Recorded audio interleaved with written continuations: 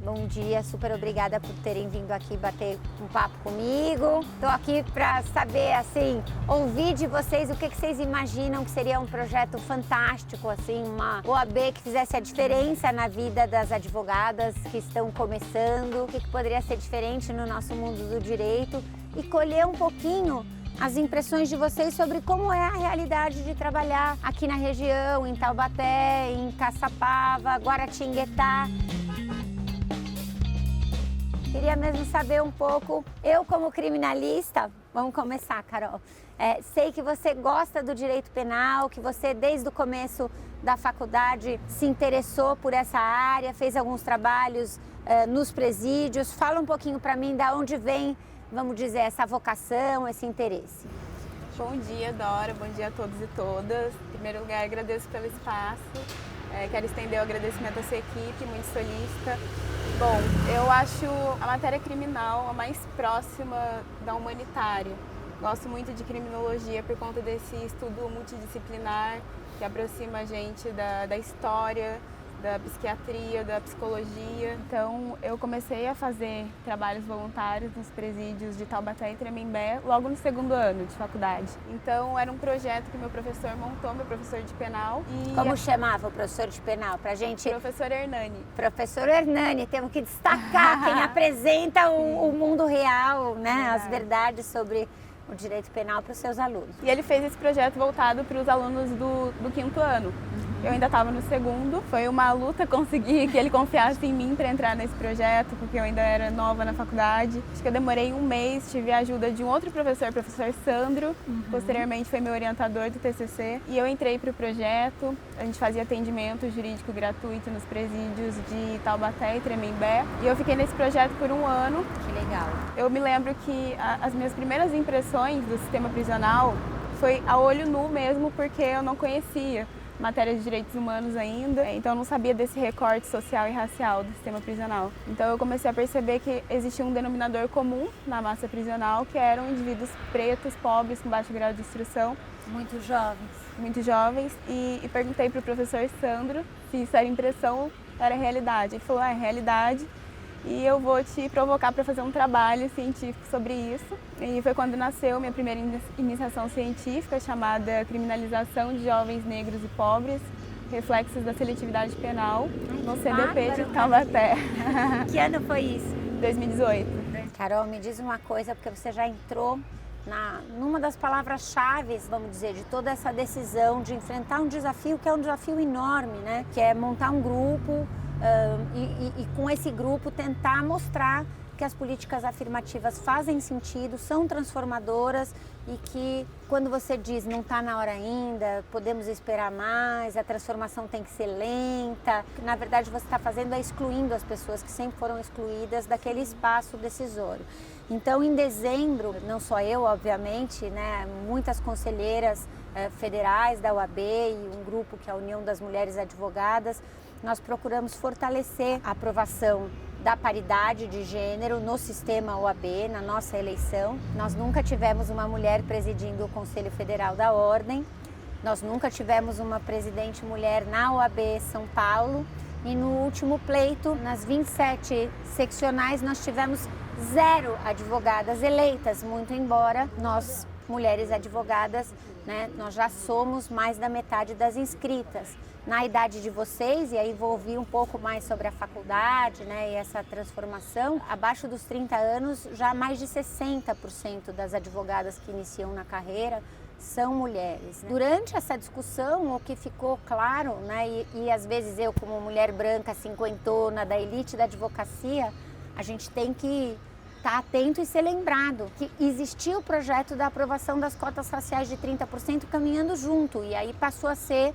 realmente uma luta para que as pautas andassem juntas, para que não fosse uma transformação. Então agora nós vamos ter a paridade de gênero, mas o recorte racial no sistema OAB vai continuar o mesmo. Foi muito instigante, foi muito desafiador, a aprovação foi dura e a gente sabe que as políticas afirmativas, elas funcionam, elas mudam a realidade, né?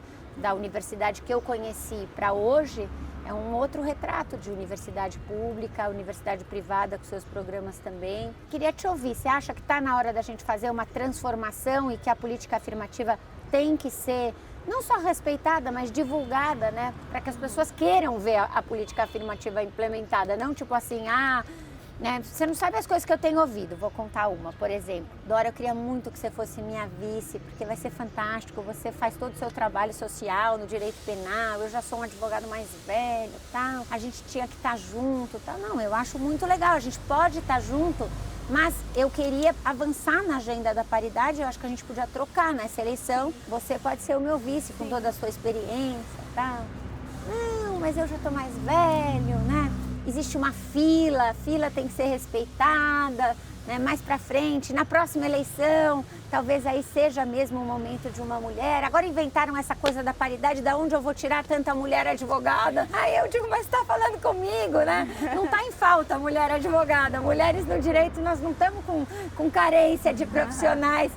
Então a gente ri, mas na verdade é um retrato muito difícil de ser mudado. Imagino que na sua experiência, você já, como você falou, ao entrar num presídio, né, detectar aquela sensação de que o presídio se parece com uma imagem de um navio negreiro, né? É uma violência ali que você sente naquele ar, no cheiro da quentinha, na falta de iluminação. Interessante você falar sobre o navio negreiro, porque eu trago algumas comparações cirúrgicas quanto a isso. Por exemplo, hoje a gente tem o retrato de superlotação prisional. A gente pode comparar com esses navios negreiros, chamados navios tumbeiros, que traziam africanos e cerca de 40% morria de banzo, que é uma espécie de melancolia, e eram jogados para fora dos navios. A gente também tem o retrato das mulheres presas, porque existe uma extensão da pena, né? Da privação de liberdade à destituição da maternidade.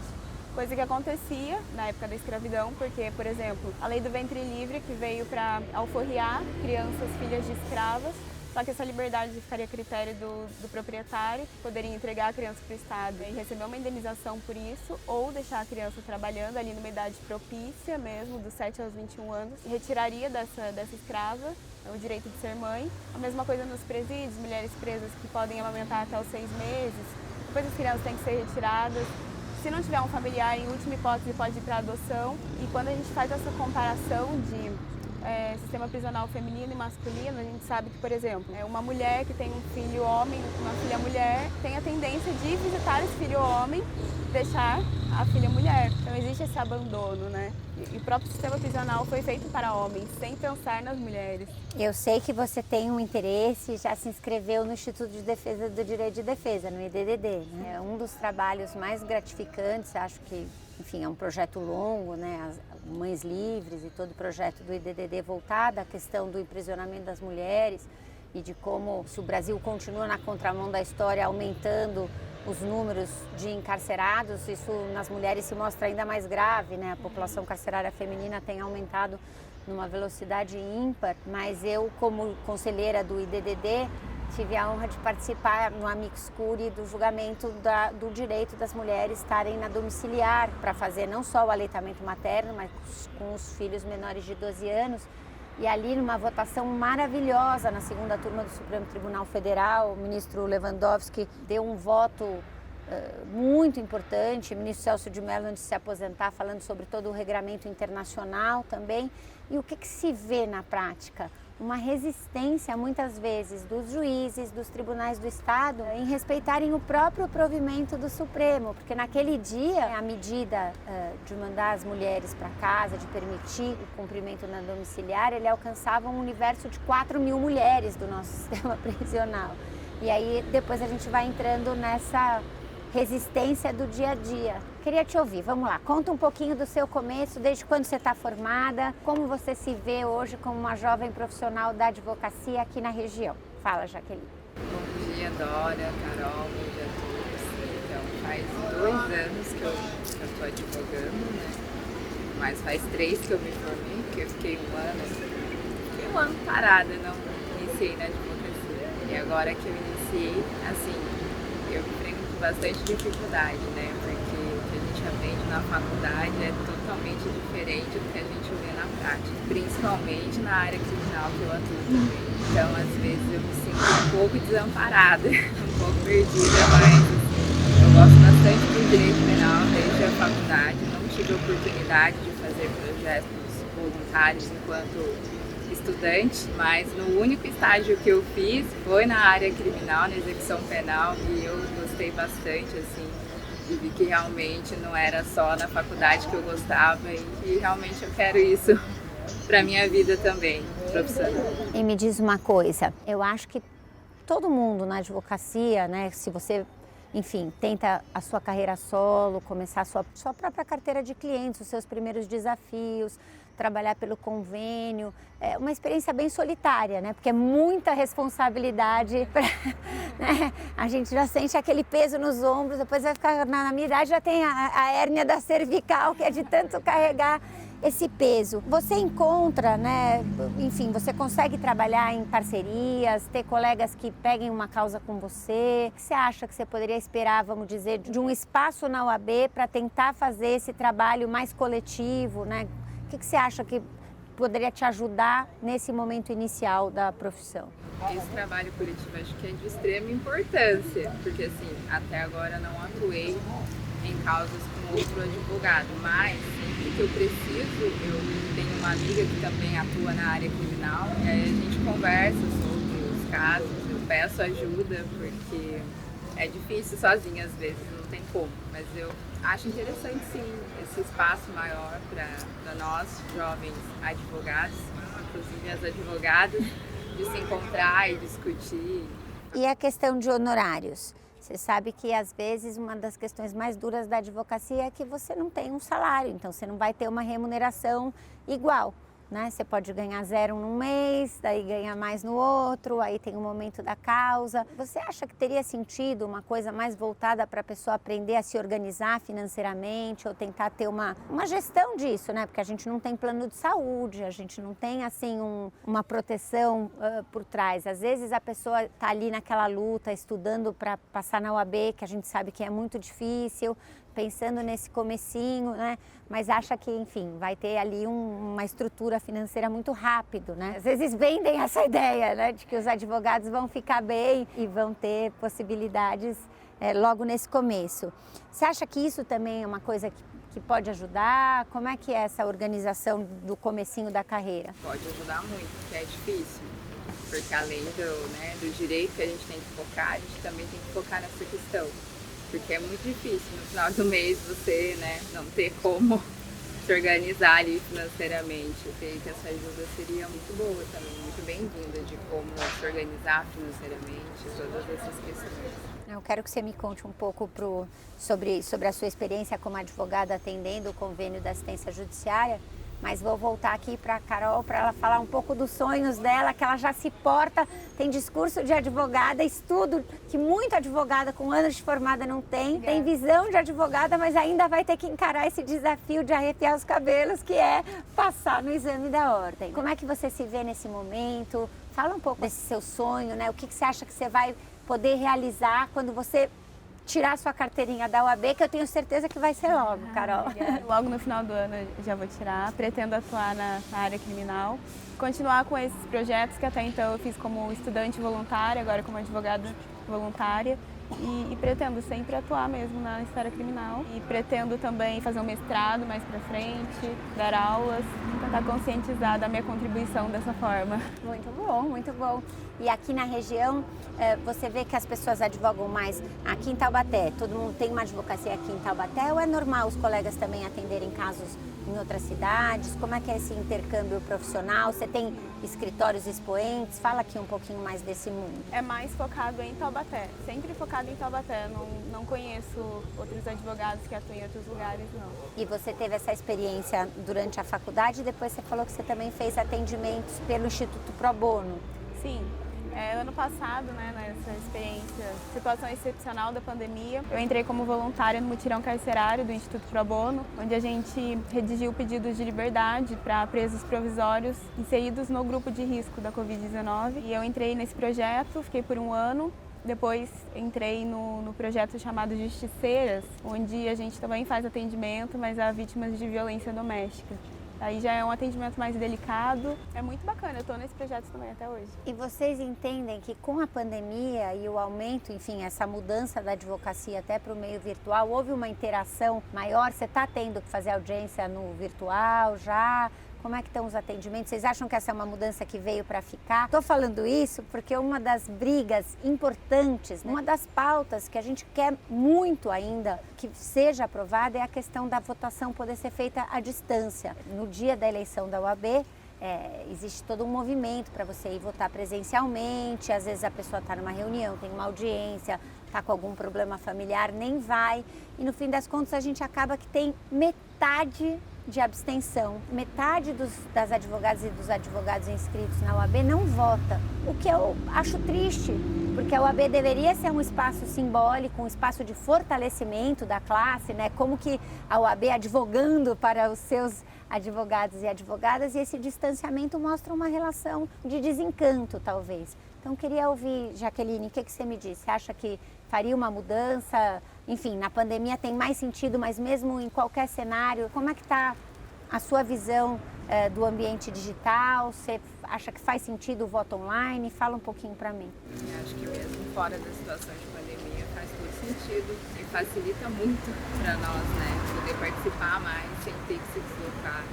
Eu acho que faz todo sentido, sim. Será que daí as colegas iam estar mais interessadas nesse tema? Dá para a gente ampliar esse debate? Apresentar à OAB as suas comissões, os seus projetos, a sua história ao longo dos anos? Você acha que talvez a gente chame? Porque aqui o que a gente quer fazer é trazer as pessoas para perto da OAB, né? Independentemente de que candidato ou candidata vão escolher em novembro, que acompanhem, que entendam, que olhem para a OAB, que na verdade tem um espaço enorme. Até assim, nós estamos vivendo as questões da crise da vacina, do ambiente dos estados, o processo legislativo. A OAB tem assento em muitos espaços fundamentais. Então, já que a gente paga anuidade, né, seria muito legal a gente estar próximo, conhecer e querer votar, querer participar. Acho que sim, as mulheres todo mundo iria se aproximar mais, sim, porque facilita muito, é mais fácil de estar tudo ali no alcance dos dedinhos. E você acha que está claro para quem está começando a profissão e às vezes nem acompanhou, enfim, não participou de nenhuma chapa, que a pessoa tem duas escolhas? Ela vai votar na sua subseção, mas ela pode votar na seccional para quem ela quiser. Não é um voto combinado, entendeu? Você vai dar 2 votos, um para a chapa da subseção e outro para quem vai representar a advocacia do nosso estado. Acho que não. Acho que a gente precisa deixar isso, né? Acho que é legal, eu conto com vocês para explicarem isso, porque senão a gente fica naquela política tradicional de dizer assim, Dora, não adianta, porque a eleição da OAB é um espaço que se decide no churrasco, no chopp, no barzinho, né, nas conversas tradicionais. E esse é um espaço excludente, é uma forma de você perpetuar sempre o mesmo retrato na entidade que é de todas nós. Então, acho que uma ideia é justamente partir para um outro foco. Quebrar né? padrões. Quebrar padrões. Existe uma outra forma de mobilização. Por exemplo, você está fazendo um trabalho voluntário e você não está mais próximo. Esse ano, a gente formou já 2 turmas do nosso projeto de extensão, do Projeto Inocência, do Innocence Project Brasil, online. A gente recebeu alunos de fora, porque a gente não está indo para a faculdade, então qualquer um pode participar. E acho que essa visão mais moderna, né, ela facilita uma OAB mais democrática e mais representativa. Sim, inclusive é incrível o trabalho do Projeto Inocência.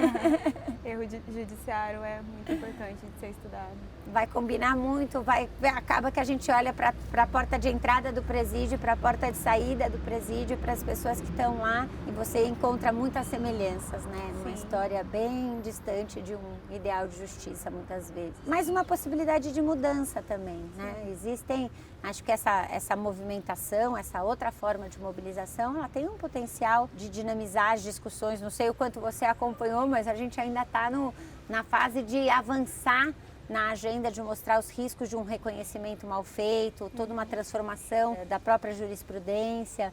Então, acho que tem essa outra forma, né, da gente poder fazer parte da política sem ser pelos meios de sempre, né, por esse meio que afasta a pessoa ao invés de trazê-la para perto. Sim, acho que vale também ressaltar, tocar em determinados assuntos que incomodam, como o estigma do criminoso, né, que ainda está inserido no imaginário social.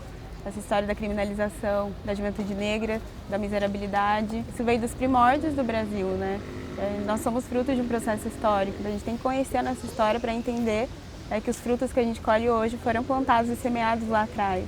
E Carol, quando você fala isso, para mim ganha importância, assim, multiplica a importância de você preencher, dar voz e ter no retrato da ordem jovens advogados, advogadas negros, símbolos da advocacia, né, que fizeram já um trabalho. Porque é isso, podem estar falando sobre qualquer assunto, mas estão quebrando essa visão que a sociedade possa ter que no sistema de justiça, né? Às vezes o profissional negro não é o juiz, não é o desembargador, não é o ministro. Essa lógica tem que ser mudada e eu entendo que a mudança na prática é tão forte quanto o discurso, né? Eu tive um tópico no meu TCC falando exatamente sobre isso, a dialética do distanciamento entre juízes brancos e réus pretos.